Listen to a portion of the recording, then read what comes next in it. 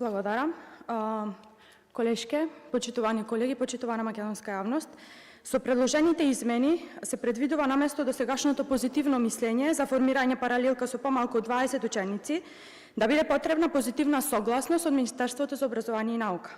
Целта нова е јасна: подобро планирање на училишната мрежа, поодговорно управување со ресурсите и обезбедување одржлив образовен систем. Тоа е легитимна цел и сметам дека државата води сметка за рационално користење на јавните средства. Секако дека ние сме свесни дека Република Македонија не е составена само од големи урбани центри. Таа е составена од рурални општини, планински и населени места и раздалечени села, каде што демографската слика е сосема поинаква. Како пратеник кој доаѓа од Македонски Брод, секојдневно сум сведок на предизвиците со кои се соочуваат овие средини.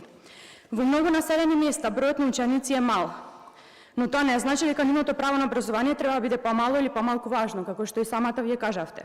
Владата и Министерството за образование и наука води постојана грижа на сите процеси кои се случуваат, како за учениците, така и за образовниот кадар во училиштата.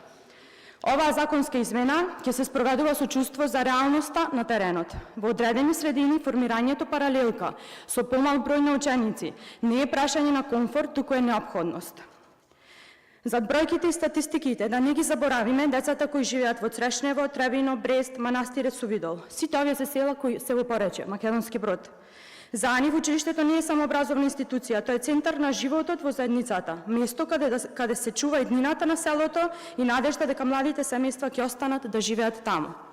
Од тој аспект, јас ја поддржувам намерата за подобра контрола и поефикасно управување со училишната мрежа, но истовремено очекувам Министерството за образование и наука во постапката на давање согласност да ги зема предвид географските, демографските и социјалните специфики на секоја средина поединечно. И не се сомневам дека тоа ќе се случува.